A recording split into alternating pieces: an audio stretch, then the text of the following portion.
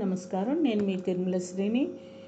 ఈనాటి నా సంకీర్తన సదాశివ సమారంభాం శంకరాచార్య మధ్యమాం అస్మదాచార్య పర్యంతాం వందే గురుపరంపరం. ఆదిశంకరాచార్యులు వారు ఎన్నో స్తోత్రాలను మనకు అందించారు. అందులో ఈ శివ సువర్ణమాల స్తోత్రం చాలా మహిమాన్వితమైనది. ఈ కార్తీక మాసంలో ఈ శివ సువర్ణమాల స్తోత్రంలో ఒక 15 శ్లోకాలు, అంటే ఇందులో 50 శ్లోకాలు ఉన్నాయి. అందులో ఒక 15 శ్లోకాలు మాత్రం నేర్చుకొని ముఖ్యమైన స్తోత్రాలని పాడుతున్నాను. శంకరాభరణ రాగం ఆది తాళంలో.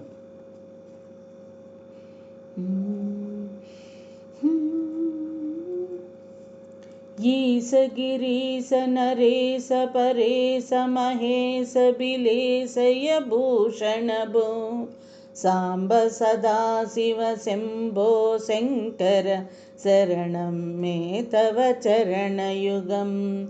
ఉమయా దివ్య సుమంగళ విగ్రహ యాలింగిత వామాంగ విభో సాంబ సదాశివ శంభో శంకర శరణం మే తవ చరణయుగం. ఊరీకురు మామగ్నమనాదం దూరీకురు మే దురితంభో సాంబ సదాశివ శంభో శంకర శరణం మే తవ చరణయుగం. శివాయ నమ ఓం శివాయ నమ ఓం శివాయ నమ ఓం నమః శివాయ. శివాయ నమ ఓం శివాయ నమ ఓం శివాయ నమ ఓం నమః శివాయ. ఋషివర మానస హంస చరాచర జనన స్థితిలయ కారణ భో సాంబ సదాశివ శంభో శంకర శరణం మే తవ చరణయుగం. అంతఃకరణ విశుద్ధిం భక్తిం చత్వయ సతిం ప్రదేహి విభో సాంబ సదాశివ శంభో శంకర శరణం మే తవ చరణయుగం. కరుణావరుణాలయమయి దాస ఉదాస్తనవోచిత నహి విభో సాంబ సదాశివ శంభో శంకర శరణం మే తవ చరణయుగం. శివాయ నమ ఓం శివాయ నమ ఓం శివాయ నమ ఓం నమః శివాయ. శివాయ నమ ఓం శివాయ నమ ఓం శివాయ నమ ఓం నమః శివాయ. జయ కైలాస నివాస ప్రమద గణాదిశ భూసురార్చిత భో సాంబ సదాశివ శంభో శంకర శరణం మే తవ చరణయుగం. జణుతక జణుతత్కిటతక శబ్దర్నటసి మహానట భో సాంబ సదాశివ శంభో శంకర శరణం మే తవ చరణయుగం.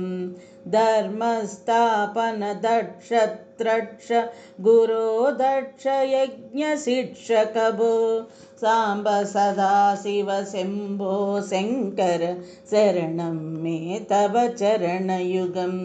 శివాయ నమ ఓం శివాయ నమ ఓం శివాయ నమ ఓం నమః శివాయ. శివాయ నమ ఓం శివాయ నమ ఓం శివాయ నమ ఓం నమః శివాయ. బలమారోగ్యం చాయస్వద్గుణ రుచితాం చిరం ప్రదేహి విభో సాంబ సదాశివ శంభో శంకర శరణం మే తవ చరణయుగం. భగవన్ భర్గభయాపహ భూతపతే భూతిభూషితాంగ విభో సాంబ సదాశివ శంభో శంకర శరణం మే తవ చరణయుగం. సర్వదేవ సర్వోత్తమ సర్వద దుర్వృత్త मुक्तगर्वहरण विभो साम्ब सदा शिव शम्भो शङ्कर शरणं मे तव चरणयुगं शिवाय नमः ॐ शिवाय नमः ॐ शिवाय नमः ॐ नमः शिवाय शिवाय नमः ॐ शिवाय नमः ॐ शिवाय नमः ॐ नमः शिवाय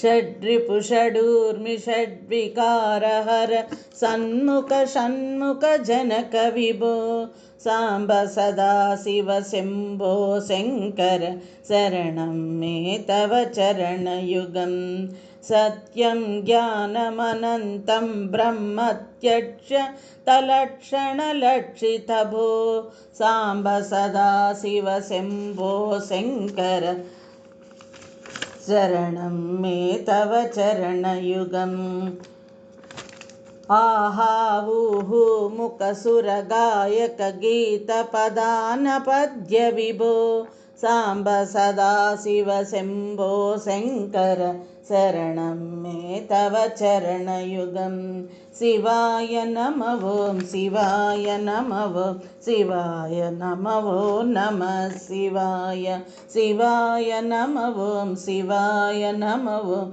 शिवाय नमः ॐ नमः शिवाय शिवाय नमः ॐ नमः शिवाय शिवाय नमः ॐ नमः शिवाय शिवाय नमः ॐ नमः शिवाय।